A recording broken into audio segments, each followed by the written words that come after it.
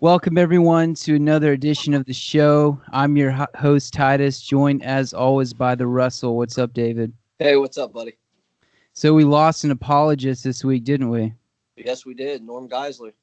Yeah, I remember our small group at church going through his book, When Skeptics Ask, and I remember it blowing all of our minds. It was one of the first apologetics books I've ever read, and probably Yeah, the only apologetics book they ever read.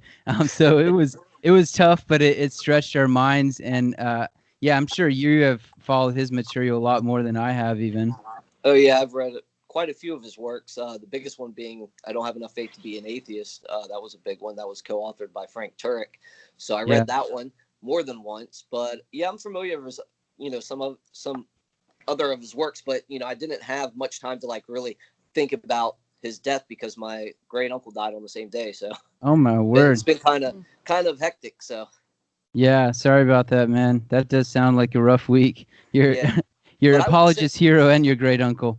Yeah, he's one of them. I mean, William Lane Craig is probably my biggest, but he was very early on one of the people I read and listened to, and yeah, had a big impact on my faith. So Did he do theology too, or mostly just apologetics? yes, I'm pretty sure he did mostly apologetics, but I'm pretty sure he had some systematic theology books too, if I can remember correctly. I don't want to Gotcha. say because I don't have the information right up here in front of me. Yeah, yeah. So that's a morbid way to get the show started, which is fitting because the topic we're going to be tackling today is definitely not a light one. For those of you who are not sort of in the conservative Mennonite bubble, including you, David, I'll give a little introduction to what this is all about. So there's been I don't even know what to call it, a scandal, I guess would be the right word, within the largest conservative Mennonite humanitarian aid group and mission organization called Christian Aid Ministries. And what happened is they had a volunteer, Jeriah Mast, who had been working for them in Haiti and doing humanitarian aid work down there. And it just came to light probably about a month ago that he had been sexually abusing young boys in Haiti.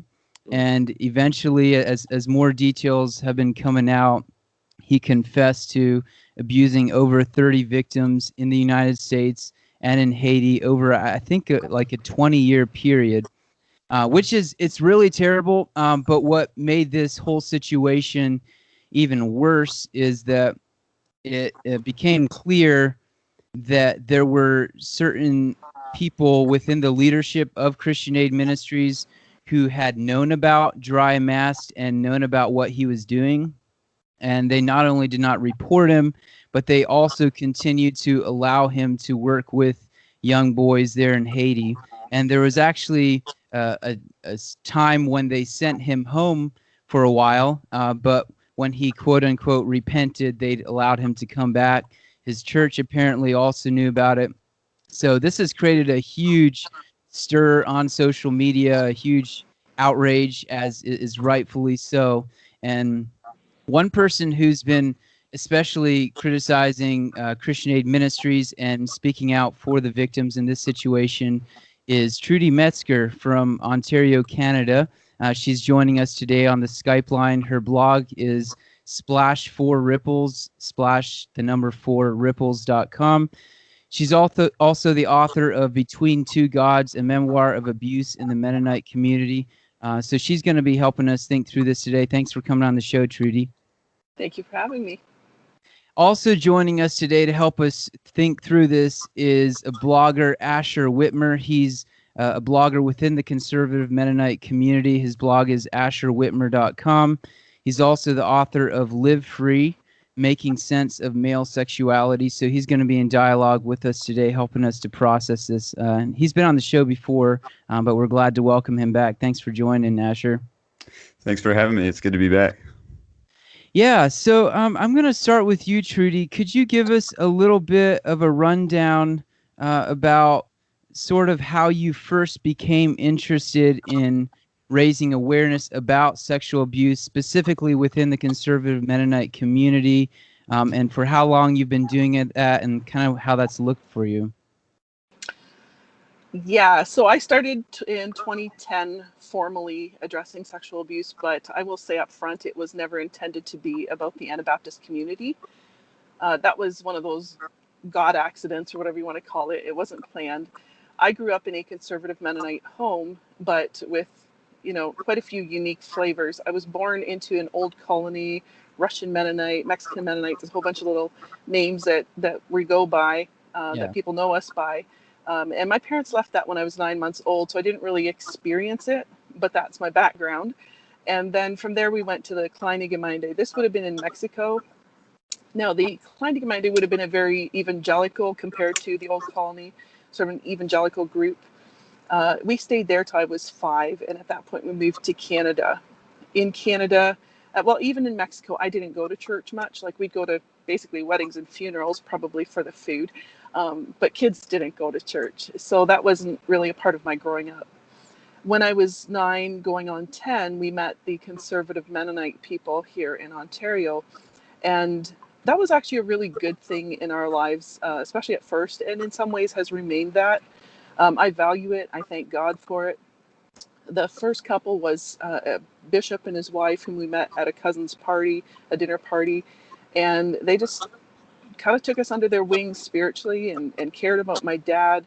To give you a bit of context there, my father was definitely a child molester. I wouldn't say pedophile. He did not, have a preference for children, but he definitely molested numerous children, some family, some friends. And for him, that started at age 13. So he was a very troubled man. There was a lot of abuse and violence in our home.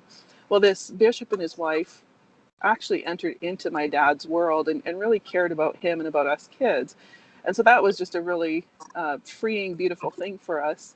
Within months, we moved into a conservative Mennonite community. My parents joined the church. I would have been almost 10 at the time. And eventually I joined as well.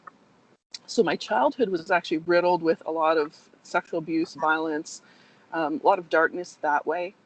And then it kind of calmed down while in the conservative church. I wasn't sexually abused again until I was about, I want to say 14. I don't know for sure how old I was. I'd have to figure out, I remember who the teacher was, so I'd have to piece it together. But it was around age 14 that the man who later became my bishop, his son, so he was a church leader, the church leader's son molested me. And we would later find out that he had actually molested quite a few kids. But not only that, he had first been extremely violated by this man who would come into our community and molest young men. So it had this trickle effect of him then, at age 16, somewhere in there, molesting a whole lot of us. And even before that, I don't know how old he was when he started. So the whole topic of sexual abuse, and particularly to the Anabaptist community, is my story and the story of many of my friends. However, when I started into it in 2010, I actually did so in a missionary church. I had no intentions of targeting the Anabaptist community, but from the very first conference, that's who came. There was a good percentage the first conference that showed up. And I remember this woman who helped me with the conference afterwards took me aside and she's like, "So are you targeting them? Is this sort of your calling?" And I'm like, "Are you kidding me?" I was like, "They would never receive me. They wouldn't hear me. I couldn't. And no, I'm not targeting them." But by default, that's what actually happened. No matter where I travel, where I speak, that's who comes and that's who connects with me, because my story connects with them. And they want freedom. That's just how it kind of came to be. Wow. Asher, you have a blog that connects with a lot of conservative Mennonites. Is sexual abuse a reoccurring theme that comes up in emails you get and that sort of thing? I haven't, that's not my story, so I haven't written on it a whole lot. Yeah.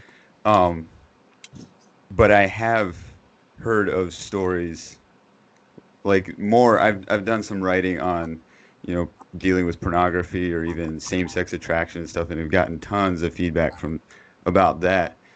And sprinkled in there, is quite a bit about being sexually molested. A surprising amount to me. Okay. Here's a question I have, and either of you or both of you can respond to this. I know that when a Christian group, it comes to light that there's been sexual abuse within it, it always makes headlines. It's a really big deal, rightfully so. You know, we're supposed to be representing Jesus, and it's so terrible.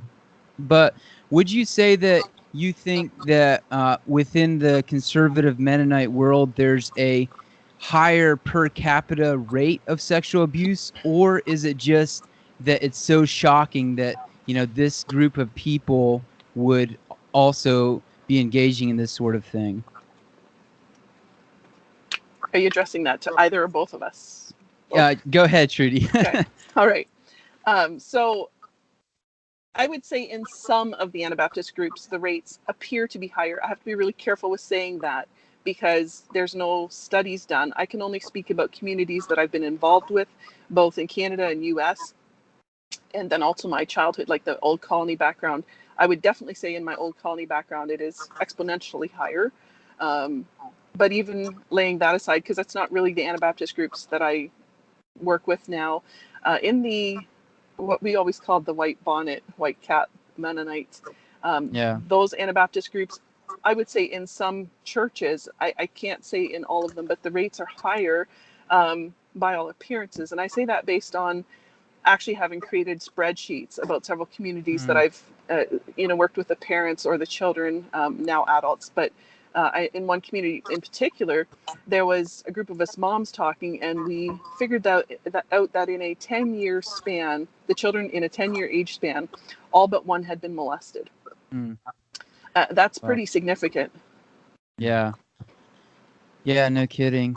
I actually know someone who has been sort of an advocate for victims in a certain part of Pennsylvania, and he told me that in this certain geographic area in Pennsylvania that he has had people come to him from every one of the plain churches except for maybe one, and speak out about being sexually abused. So at least in that area, it seems like the rates are higher, but like you said, if there's no real statistical reports that have been done or research that's been done, it is hard to say. Asher, do you have anything you wanted to say about that?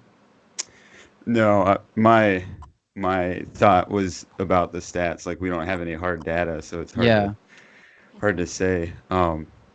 Obviously, like when I'm blogging about pornography or something, it comes back. It looks like, man, everybody's into this, right? Because I just blogged about that, and so everybody that is into it is responding to it. So it's really hard for me to actually get a good feel for what the demographic or what the statistics would be. But just to dovetail on your question, can I ask a question? Sure. To Trudy?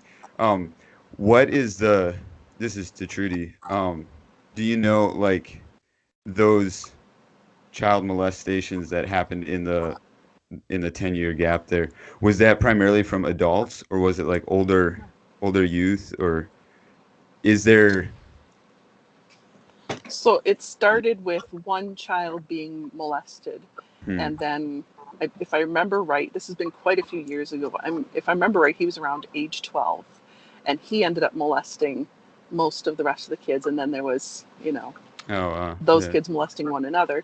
And that's what I was going to say, actually, is that often it's the young teens, preteens that start it.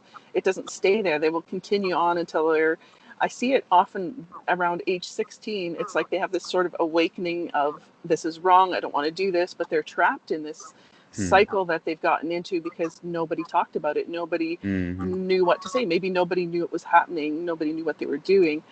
Or they were molested and went to someone for help. Their parents, some do, and nobody seems to know what to do about it. And I think that's a huge contributing factor, is that this is not talked about. There's not parents sitting down with the young man who's been molested to say, this is not your fault. I'm really sorry this happened. Let's get you some help. Let's talk through this. Let's find out who you are as a young man and really reaffirm their identity, because that's really what it steals from a young man, a young woman, a young child. Yeah. What do you think within the conservative Mennonite world makes this a problem that hasn't been addressed very well, Trudy? Wow. Yeah, that's very loaded, very multifaceted. I think there's the combination of not talking about sexuality to start with, like who talks to their 1-year-old and explains, this is your penis, this is your vagina, this is who you are sexually, this is how you're created, this is how God made you, and it's good. Yeah. We don't tend to do that. It's really hard to do that as parents who haven't been accustomed to that kind of conversation. I think that's a good starting point right there, is to talk about it, and that's not happening with most. And then walking them through their sexuality as they grow up.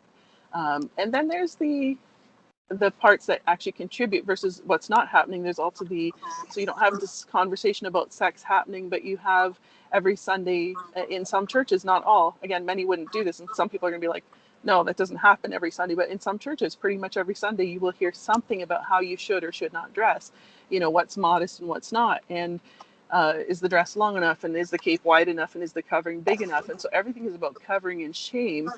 And there's this curiosity about what are we so ashamed of and what are we covering up? And it actually works against that innocence and that purity that's trying to be achieved. Yeah. Mm-hmm. Asher, one thing that conservative Mennonites hold very dear is the doctrine of non-resistance, and that's something that I know that you and I both hold on to also. How would you apply that theology in a case of sexual abuse? So you had asked me if you could ask that question here. So I've been thinking about it, and just in all transparency, I hadn't thought about it until a month ago when Trudy started blogging about it. Because it's not something I have been faced with yet in our local setting. My first thought is I never like the term non-resistance. That frames what I believe differently than what I actually believe. And I don't know the history of that term, how non-resistance came to be the term. I don't, in my growing up in the churches I've been a part of, or even at Bible schools, people teaching non-resistance, I think they were teaching something other than non-resistance and using that word, but that word kind of frames a picture that I think splashes over into our culture. What we're teaching is we don't respond to evil with violence, right? Yeah. And that's kind of what I was taught. Like we don't actually, growing up, it wasn't even that we don't get involved in politics. My dad would have voted, and our church was a little abnormal from the conservative Anabaptist church in that we were a little more involved in politics. But for myself, I do resist. Like, we are called to resist evil, but it's how we resist. So I prefer the term nonviolent. So I'm not gonna. That kind of takes the focus off of whether or not I work with government or, you know what I mean? Like, so often when we talk about non-resistance, we kind of include not going to the government or not, Jesus talks about solving things before you get to court. And that's something where, I just feel like, man, I haven't thought about how that plays into sexual abuse.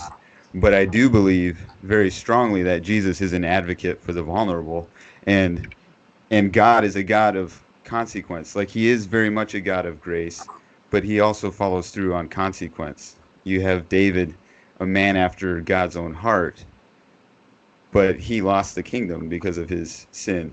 The kingdom was divided because of his sin. And so it's not that grace or forgiveness just removes the consequence. And I think that's something that has gotten lost. What that looks like, I'm obviously still figuring out, and I think the conservative Anabaptist church has a long ways to go in what that looks like. I'm curious what Trudy's response would be on that. I agree with the nonviolence. What you just said there about nonviolence versus non-resistance. Clearly, I resist this kind of evil. It's not necessarily comfortable for me to do what I do. I do what I do because I'm called to do it. That's why. But it's not a comfortable place for me at all. I'm a people pleaser. I like lots of friends, and I'm quite outgoing. So when God first called me to this, I'm like, are you serious? Because people hate me and I don't like that. But I am very passionate about resisting the evil against children because it's stealing the kingdom of God. It's, you've got the devil in the front row of church is the picture I always get, is like he's got the front row of church, and so he's got the church of tomorrow, because these kids grow up and they have a warped view of church. They have a warped view of, I mean, maybe we all have a warped view of church, but a warped view of God, a warped view of themselves. And it's just such an inroad for all kinds of depression and anxiety and pain and trauma. So I think to say non-resistance should prevent us from resisting this kind of evil boldly and rather outspokenly does not represent Christ well. This week I heard something, though, that really made me think, and I can't even attribute to the person that it came from because I just heard it and I don't know whose voice it is, but it was, and I don't even know if he's Anabaptist, but it was really powerful. And he was talking actually about this situation and saying how that he's definitely got an awareness of Anabaptists, by the way, because he's saying how the history of the Anabaptist church is, you know, being persecuted and being the victim. And that role lends itself to forgiving, to being gracious. And they're very good at that part about extending the grace and forgiveness to their offenders. But what do you do when that offender is you, when it is your people, it is among you? And this forgiveness, this thing that you've taught, all of a sudden you're asking victims inside of your community to extend it to the offender inside of your community. So there isn't this understanding of how to deal with offenses in a, I would say, nonviolent way versus non-resistant. So that's been applied in the same way that they did with persecution. I just found that really fascinating. Asher, how would you respond to what Trudy mentioned about the emphasis on women covering their bodies that is so often talked about, and how that could potentially lead to causing issues as well? Yeah, I agree with her. I think it goes even a little beyond that, and just that we typically don't talk about our bodies, period. And so anything bodily is kind of seen as bad. And I was at a youth guys retreat a year ago talking about male sexuality, and the one session was on how, like, our desire and our longing for sexual fulfillment is actually a good thing, and it's something that God intends for us to experience and to enjoy in marriage. And there was one young man, I think he was about 18, 19 years old. He really struggled with that. He didn't think it should be, that sex should be something that you pleasure in. It's just for procreation, and it's like a and Catholic view. Yeah. Well, yeah, and I think that's kind of a typical, my hunch would be that's a typical assumption in conservative Anabaptist world. And my wife and I have been thinking about it, talking about it a lot with our boys. We don't have any girls yet, but we have 3 boys. And how do we talk with them about their bodies? And like, this is, we feel so lost sometimes because they're 5, 4, and 1, and at a very young age, like, they notice their body parts and they're playing around with it. It's like, what is this normal? Like, should they be doing that? And so, like, how do you, because our reaction could be like, oh, you need to stop that. Like, don't do that. You know, that's not good. But then that ends up kind of cultivating that this is bad, this is evil, don't talk about it, don't. And so what we've tried to do is emphasize the not create the this is bad emphasis. I mean, they're under 5, so I'm assuming a lot of their stuff is fairly innocent at this point. But discovering themselves, and rather talking about how, you know, keeping their hands off each other, like, that's your penis, you know, that's sacred. You don't want anybody to touch yours.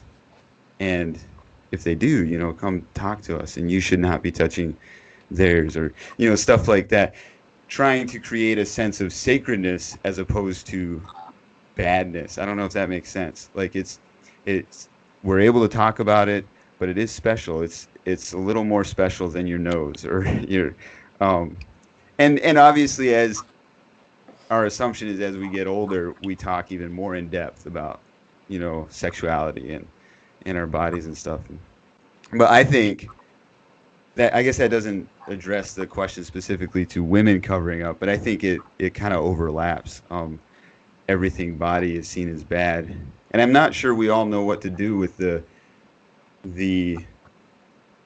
things we feel inside when we see beauty, or when we see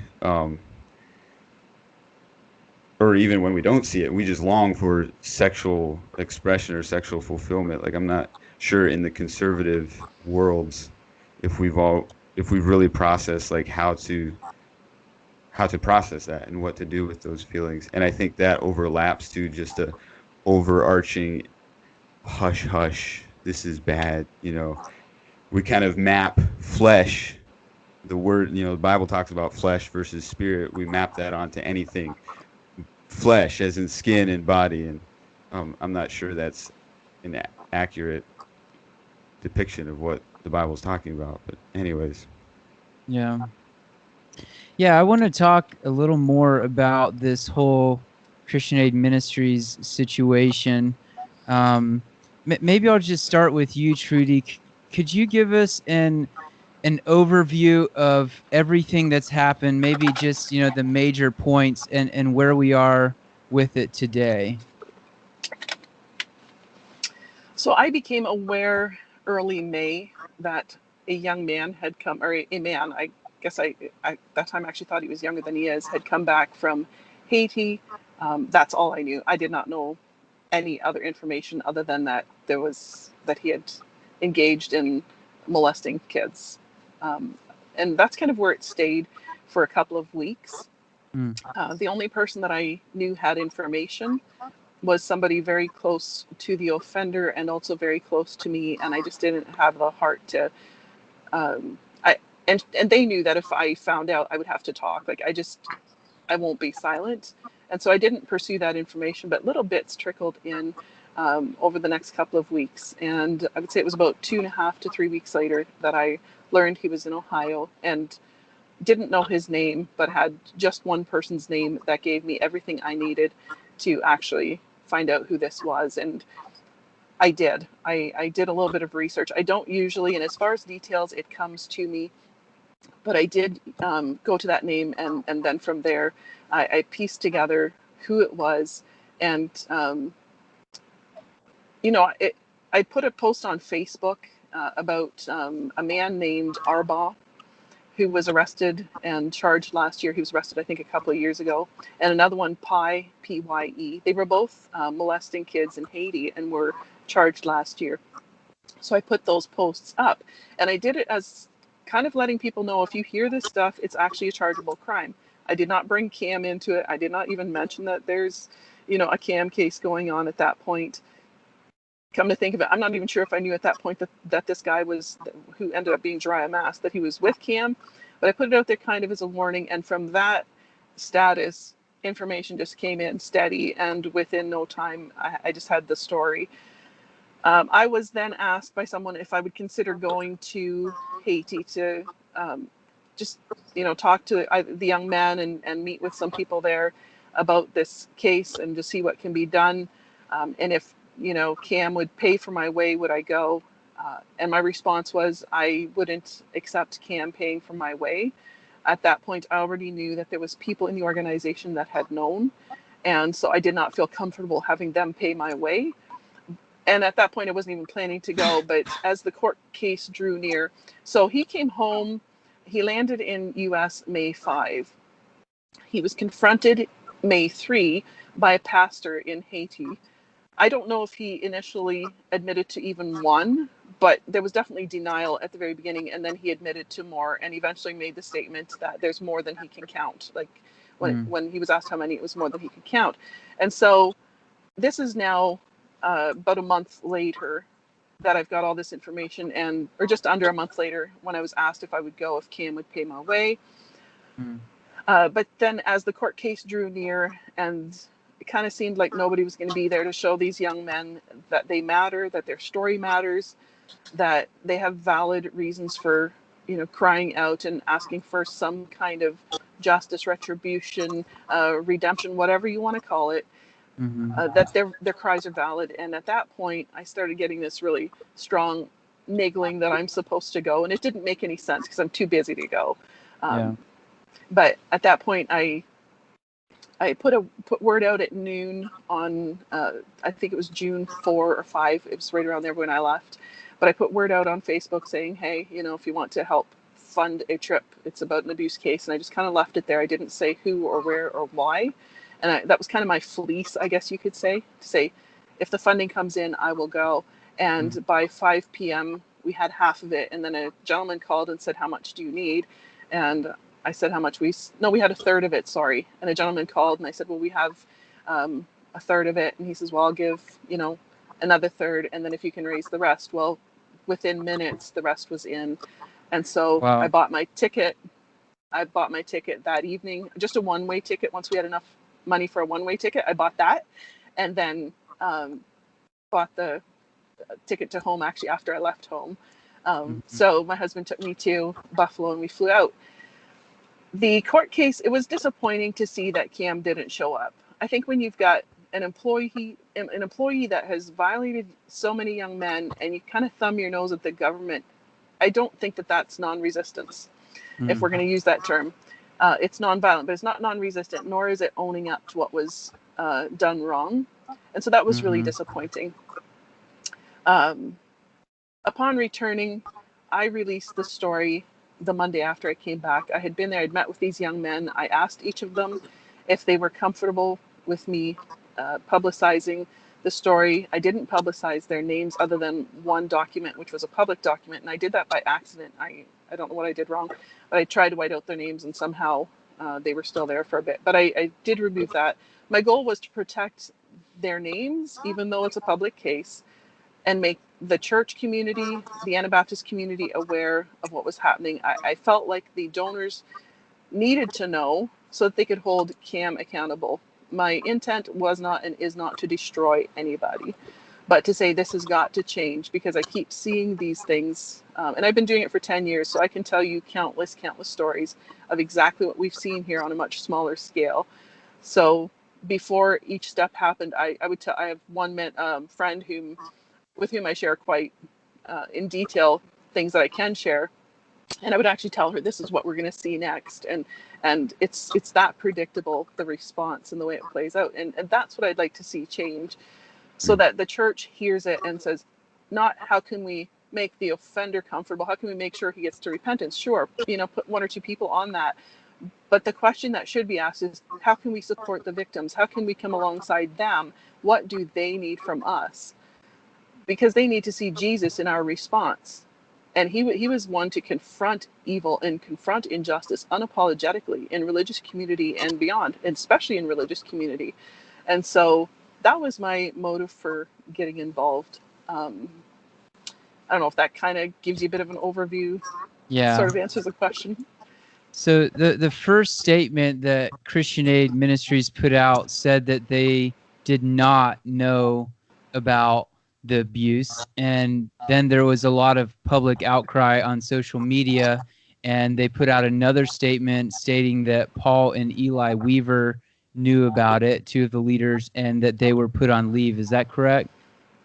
That was, yes, that's how I read the statement, and that is correct. The first statement, to my understanding, was that it came from the executive committee. So the board of directors at that point, to my knowledge and my understanding, were not aware of this case, at least to any depth, even at that point. It was the executive committee handling it. And so to say Cam did not know, you can say, if 98% of the people don't know, then the organization doesn't know. You could say that. You can almost justify that half truth, unless you say, but here's two of our top leaders who did know. They actually knew. And at that point, they were the only two that were named as knowing. We've since found out that a third one knew. But those two knew, and yet this statement came out saying, we did not know, or Cam did not know. So if they had said, we did not know as the executive committee, it would have been a lie. And I think that kind of telling the truth in half truths, I don't know what their motive was. I'm not going to judge that. That's between them and God. But it did send a message that, we were totally innocent. We had no idea. And that wasn't accurate. And I think the outcry at that point was warranted. Mm.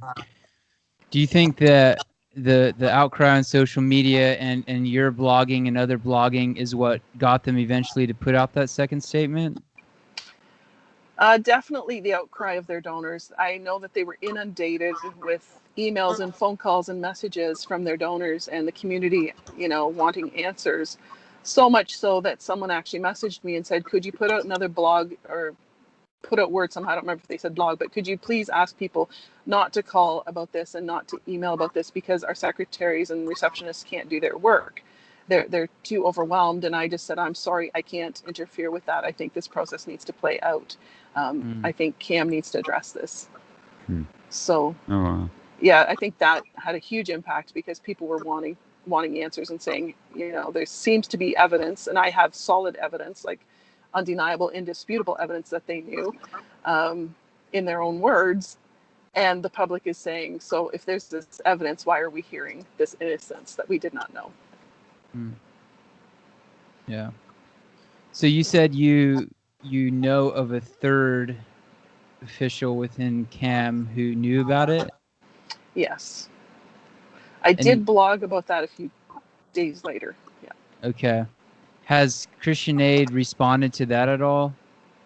Christian Aid has not, but the leader has. He put out a statement admitting that he knew that there was something. He doesn't go into any depth or detail. My understanding from his statement is that he knew there was moral failings. I don't remember if he uses that word exactly, but that there was moral failings back in 2013, somewhere around there, when Jariah was sent home. Around that time, I don't have the exact dates in front of me, but he was sent home. And so he would have known about that, but not details, and would have known about homosexuality, which that's what it's been called, but you can't call it. He may have homosexual tendencies and desires and struggles. That's a separate thing. Yeah. When you cross that boundary with little boys, you've got to call it what it is, and it is sexual violence against children. And I think that softening it may have, it may legitimately be that he did not know it was more than that I can't speak to, other than if you start doing the math. I know who the young man was who spoke with him. I know how old he was when he spoke with this leader. And it doesn't take any kind of math to say, wait a minute, that was 2013. This is how many years later. It would have been in his own words, he says he found out in 2016, end of 2016, early 2017. In his statement, he says 2017. So he may have confirmed somehow that that's when it was. But even at 2017, that would have been 4 years after 2013. So you'd have to do the math. And it doesn't take much to say, okay, if somebody's 21 today, that means that at that time, they would have been a minor. And if the assaults happened prior to that, they would have definitely been a minor. So there should have been more critical thinking. If he really was as naive and unaware as he sounds in his statement, which I will not question, that's between him and God, then I would just say that there's been an absence of critical thinking, which might have been due to, this naive trust. I'm not sure. I don't know how to reconcile that. Is it correct that his church leaders, dry mass church leaders, also knew about it? They definitely. So first of all, you have to look at who his church leaders are. So if you go back to when he was with Faith, his older brother is a pastor at Faith, or a leader. I don't know if they call them elders or what they call them, but anyway, a leader at Faith. His dad is an elder, and definitely in the family, they knew that there was issues. That was known a long time ago.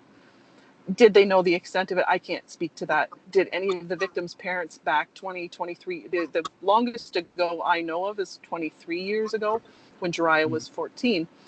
Did any of the victims or their parents at that point come forward and speak with the leadership? I don't know. I have received messages from the church saying, yes, we knew. And these would be people who have left Faith and not necessarily left their faith, but left Faith Church since. There's been people who have a message to say, yeah, we absolutely knew that there was a problem. way back, and they knew.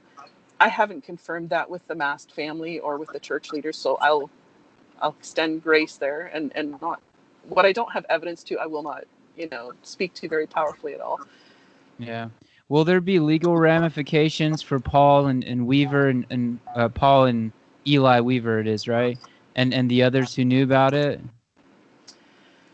That's a question I can't answer. I know that they're listed. Well, Cam is listed in the legal documents in Haiti. Haiti is actually very polite. Their letter asking Cam and Jariah to come is actually it's worded as a polite invitation. We invite you. It's very kindly, respectfully, this invitation. Mm. It's going to have to move from that to a very forthright, you know what, we're going to extradite you for that to happen. So I'm not sure. And I'm not sure what the U.S. government does with something like that when there's at a corporate level, when there's organization leaders that know and don't do anything. I'm not sure. I know how they in some states handle leaders. I don't know what they do with, I've just never seen this before, so I'm not sure. Yeah. So you're not sure what the ramifications in America would be for the leaders of CAM? That's right. If Okay. they would go back and get the full extent of the law in Haiti, they would probably land in prison. That was my understanding. And in fact, the day we were there in prison, when they arrested this pastor, the part that I didn't tell that happened, I had left the room for a bit while I was out. And I was kind of sorry I missed it because it sounded quite fascinating culturally, but also just quite an experience. They went to the Caucasians there, and each one, they were like, "Are you with Cam?" And they were going to arrest whoever was there who was with Cam. It didn't matter who they were. And then the guys are there like, "Whoa, no, no, no, no!" Like, we're with, and they would say who they're with. Like, I think, actually, I don't remember for sure which programs they were with, but it wasn't with Cam. And so then they left them off the hook, but arrested this pastor who had been with Cam. He's not even with Cam, and Cam has no vested interest in him. So it was just a very fascinating, justice system to say, well, if we can't get them, we'll take who we can get. And is that pastor still in jail? No, they only had him in for a couple of hours, and then a gentleman, I'm guessing maybe legal counsel, I'm not sure, but a gentleman came in, spoke with him, left, had a meeting with an official, and then came back and they let him out. So he was only in for about 2 hours, but with a stern warning that if CAM officials and Jariah do not show up within, I had understood it was 3 weeks, but somebody was explaining how their weeks and their days work, and it was actually, or 2 weeks, sorry. The way they count, like Monday to Monday is an 8-day week, and then I forget where it goes from there, but it's very, different. But it was actually 3 weeks, and then at the end of the 3 weeks, they were going to arrest this pastor again and hold him. But because of the political unrest, the case is actually on hold or postponed right now. I know that there's people in America, I won't identify them, but who are back and forth with the lawyers in Haiti and communicating with them and trying to help them navigate this, because extraditing is not something that's done. Like Ohio governor had said, so a gentleman that spoke with the Ohio governor called me afterwards and said, we've never had this before. We don't even really know what protocol is. So will they face justice? Or what is justice? I guess forget that word, because who really knows what justice means in a case like this? But will they face any sort of legal consequences? I don't know. And Jariah was just arrested a few days ago and pled not guilty. Is that correct? That's correct. Do you have any idea why he pled not guilty? My hunch would be you tell the truth on a technicality. If one detail is wrong, you would plead not guilty because something's, it could be that. It could be that he thinks one detail in the allegations or the charges is not accurate. Or it could simply be a legal move. It could just simply be, I went in to confess thinking that, nobody wants to press charges and this is just all going to go away and I'm going to be, legally free from this. Never expecting it to go public, because what's Haiti going to do to make this public? And if the victims that he had in Ohio aren't going to come forward, then it all just kind of goes away quietly, which was the hope. But this kind of wrecked that plan when everything went public, because now all of a sudden that go to confess and walk away free doesn't work. So then you have to go to plan B, and the only way to fight it is to plead not guilty. If he pleads guilty at this point, he doesn't stand a chance. So that's my analysis of it. I can't tell you for sure what is going through his mind. Mhm. So, uh, just a quick question here. None of the victims in Ohio have come forward. Here's what I'm not sure about. After I released the blog, several victims contacted me from Ohio. Okay. Um, one of them is definitely listed in that Mm, in the hmm. charges there. The other four, I don't know if they were ones that Jariah had spoken with. That I don't know. Mm. Or are they the ones he confessed to and then told the law about, Yeah. or are they some of the ones that came forward because of the publicity? That I don't know for sure. Yeah. Hmm. Yeah, Asher, what are your thoughts on the behavior of Christian Aid Ministries, and maybe what could be done better next time something like this comes up, or even to prevent it from coming up in the first place? Yeah. Well, I have a lot of questions too, so I don't know if I have many thoughts. Like, excuse me. When I first saw, soon after I saw the article come out, Trudy started. It may have been after a couple articles, I forget. Um, Part of what I didn't even realize it was you, Trudy, that was writing. I read the first article. I must not have gotten to the very bottom where your name is there, and uh, and then I read another article, I forget, and I was just like, wow, like this is crazy. What's going on? And I saw other people that I trust and respect sharing the articles, and then somewhere I shared an article. Yeah, I hadn't written about it yet. Oh, it must have been the same day because I wrote about it on that day. Um, but somewhere in there, I shared an article, and somebody's like, well, "That's Trudy Metzger," and so I was like, "Oh, who's Trudy Metzger?" I didn't really. And so it soon became apparent that there's a lot of people don't take you because you're not uh, you don't wear covering or whatever. I don't know what all the issues are, but what got me serious about the case was seeing people who I trust and respect, like they're not just gonna go spread a uh I don't know, what do you call it, like popular popularizing like a small thing or whatever. Like this is serious. And eventually, a few days later, I emailed someone, a mentor of mine who works in Haiti, not with Cam, but I was pretty sure he would have pretty good insight as to whether or not this is true.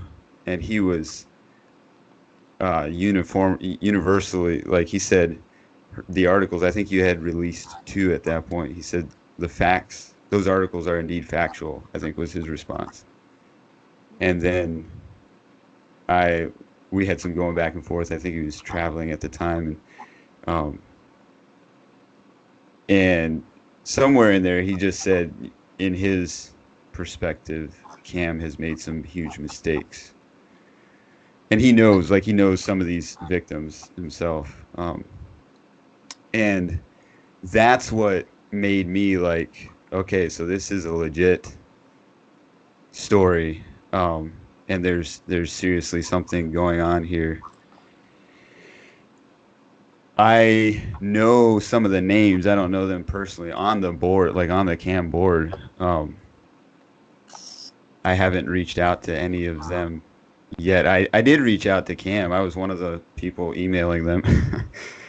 um, but I guess like I've been thinking about it a lot, having been a part of organizations much smaller, but and being a part of conflict, like some tricky situations. Like I know how the thing that I kept processing before things were confirmed to me more by people I knew. The thing I kept processing was like, so a lot of people were getting after Cam for not releasing a statement earlier, uh, not talking about it. And my sorry, I lost my train of thought. I'm trying to think. Did I My mess you up with the message I yeah, sent? you did. I sent David a message on here, and I think it got Asher derailed. Let me pick my thoughts back up here. So what I was thinking initially was, yeah, back before I knew, like, so what if this just came to Cam? You know, what if the Cam leadership just found out about this in the last 3 months or so? From an organizational perspective, I understand like holding off and trying to like figure out like how deep is this? How, what, where all does this go? And so I was a little defensive, at least with like close friends as we were discussing this. I was a little defensive of some of the leadership.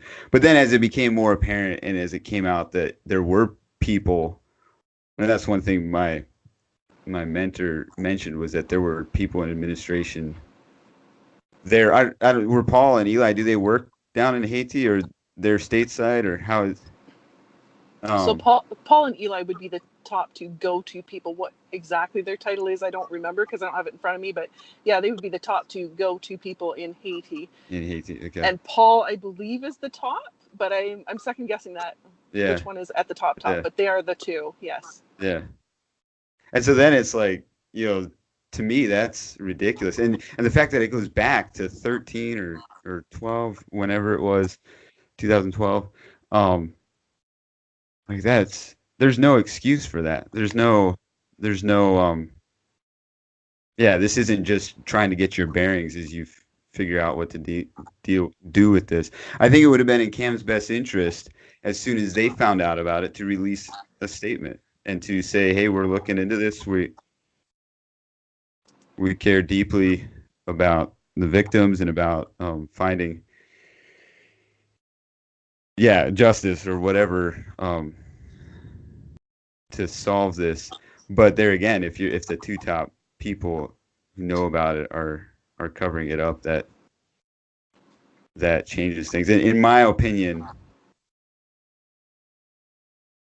they should never again work for Cam.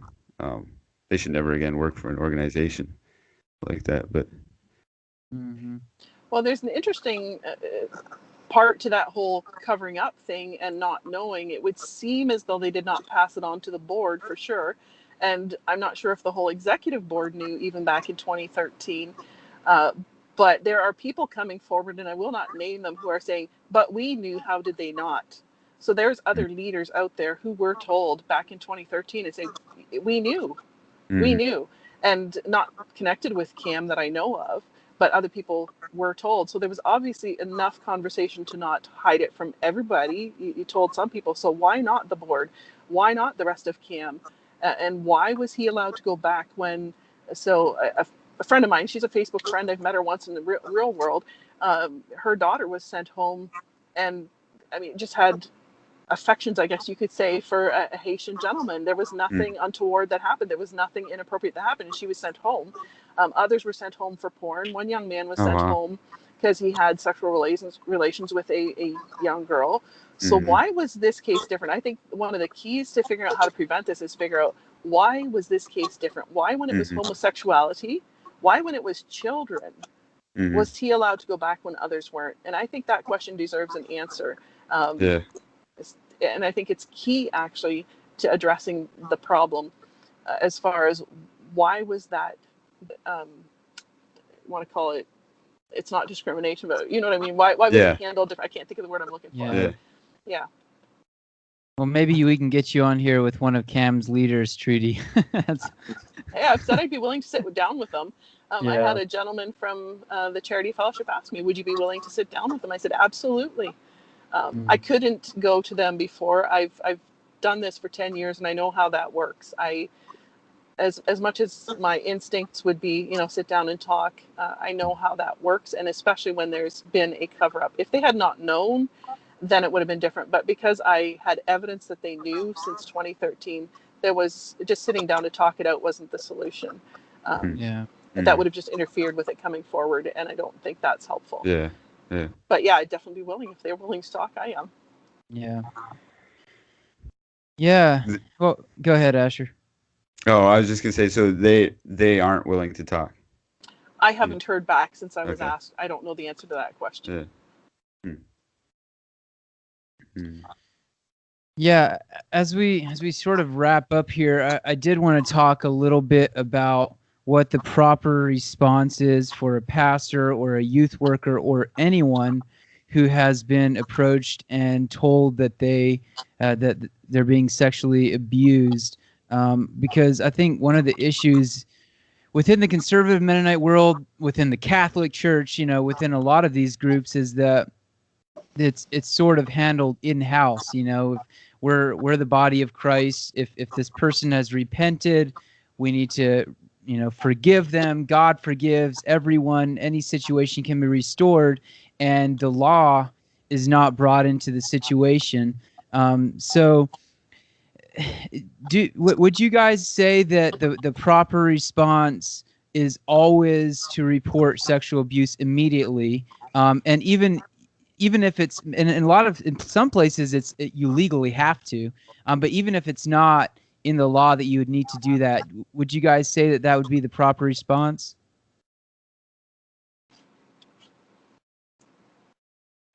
You go for it, Trudy, because I Okay. I am He wants I'm to hear wondering you about and then this too. just agree with you. No, no, the reason I Uh, asked that is because I'm curious too. Like we deal with a lot of unchurched people, unchurched backgrounds, and so their stories come out and they've been sexually molested. Just the week of your article coming out, a girl came up to us in the park and talked about she was kicked out of her house because she put her mom's boyfriend in prison for having sex with her, and she was 18, and then there was some mental issues there that people are not believing her because she's mental, and we're wondering like, what if this has been her life? Is that why she's mental? Anyways, all of that. But like, I don't know what to do with. Oh, in that we found out she has a 16-year-old sister who is living with a 34-year-old boyfriend and pregnant. But that's all, like the sister wants to be there with her and with the boyfriend. And so, but she's a minor. So is there a legality that we're responsible for in reporting that? Like all of that is new to us. If it was within the church and I know somebody is sexually molesting someone uh, underage, I mean, I think I would do it if someone is sexually molesting someone, period. But I don't think so. I did call the cops to talk with them about it, and they were like, "Well, she's got to come in and report it. Like, we can't go on your word." Um, and so that was news to me, or some. I was learning something as I go there. But I think it's crucial, from my young experience. I think it's crucial that we do report these. I don't think we end there. Like obviously the church can offer something that the world that doesn't know Christ can't offer. But that's a huge part of dealing with the issue. But I'd love to hear Trudy's thoughts. so it depends what state or region or province you're in. Just for starters, I would say people need to educate themselves because ignorance doesn't get you off the hook. So when you're sitting in front of that cop, that's not going to matter. So I would say the starting point is educate yourself about your particular laws wherever you are.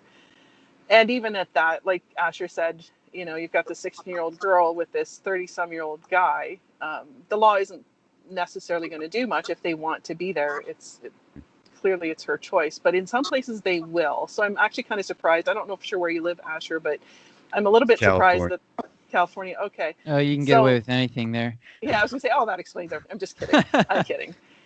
So in some states they would definitely be checking that out, and there would be charges, but Mm, not necessarily consistently, because I have a friend whose daughter was assaulted. I think she was like 16 or 15, and the guy was 19, and that one just fell through the cracks. And I mm, mean, it went to court, but it just fell through. So you're not going to see consistent legal response. And I don't try to control that. I will give officers what information I have that's valid, but it's not my duty to make sure that they follow through and do their part. I do mine. So I would say if it's legally required, I have some really good anarchist friends who think I'm nuts for saying you go to the law, but I mean, my degree is on the line if I don't. I'm a mandated reporter no matter where I go. And so I have to go to the law. If it's a minor, even if they want to be in that situation, that I can't speak to, but I still have to report them. And then whatever happens, happens. So that would be the starting point. Definitely, if it's a minor, it should be reported. Can I say this publicly? I think I'm going to. I'm not a fan of CPS in many situations. There are some really good social workers. There's some excellent, workers, but the system, I don't like how some of it works. I'll just be really honest. I think it needs a solid overhaul. Nonetheless, it is the law in some places to report to them as well. And so I would say follow the law. Do what you are called to do. I believe Romans 13 applies to me too. And so I do the legal duty that I have to do, but I don't think it should end there. I will say this. I do not see the law as the answer. I see it as the only thing that we have right now because the church has failed. I would love to see the church rising up and responding differently. Like when I hear about these committees, the Amish Steering Committee in Ohio, I hear about the conservative crisis intervention committees with the Old Order and the Amish and the Eastern and more conservative churches in Pennsylvania, and I see them trying to work with the victims in the law. I look at that and I go, that could be ideal. It's not, because it's so geared towards the offenders and it's so void of helping victims and really bringing their voice to the table, saying, you know what, let's meet with the victims first. What do you need? What do you need from us? What do you need from the law? What do you need from the church? And to bring that voice into play and actually honor them, rather than this being this mediation between the offender and the law, so that the offender 3/4 of the time gets off the hook, a quick excommunication, and we're good to go again. It doesn't do the offender any service at all. If we would hold the offenders to the wall, not because we hate them, not because we want them to go to hell, not because we want them to rot in jail, but because we believe that if they can come clean completely 100%, like to the breaking point where they actually face it all, that is their one shot at freedom. And that's the part the church should be doing and isn't. And so, yes, report, but like Asher said, I definitely agree. It is not the answer or the solution. To go there and leave it there is very much like, Pilate washing his hands saying, I've done my part. That's not what the church is for. Yeah. Yeah, Trudy encouraged us to educate ourselves. And David, I asked you to look into what our local Virginia laws are in situations like this. So for anyone who's from our state, Virginia here, David, what are Virginia's laws on, let's say you're a pastor or a youth worker and someone comes to you and tells you that you've been sexually abused? Are you required to report that under the threat of punishment if you do not? Yes, you are. What's interesting is, I don't know if you remember the Jordan Bard case that just happened a couple years ago in Virginia, but this inspired two bills that came through in Virginia, and it's as Trudy was saying, it's 26 different states in the U.S. have similar bills like this, so it does depend on your state. But this girl reported to the pastor that the pastor's son, who was the youth leader, and this is the church I met my wife at, guys. Oh, wow. Yeah, so it hits close to home. She reported it to the pastor, and the pastor said, okay, we'll investigate. Well, nothing really happened, right?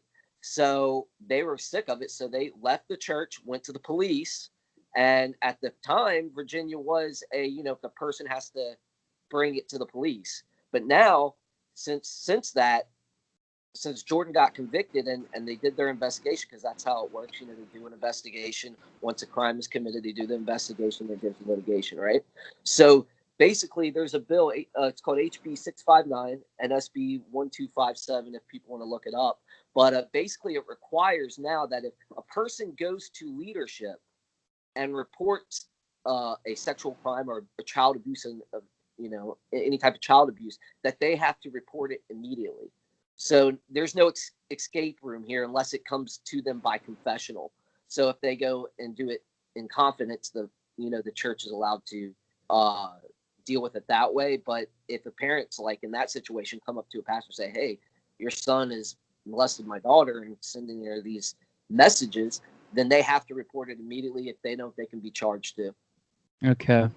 Yeah, we'll include that bill in the show notes so anyone can fact check us and look it up. But I, like Trudy said, I'd encourage you, if you're listening to this from another state or province, to look up your local laws. And even if it's not in law, I would encourage you very strongly to report it anyways. I lean toward Christian anarchism myself, but in situations like this, throw out anarchism, go to the government. I mean, this type of crap needs to get shut down.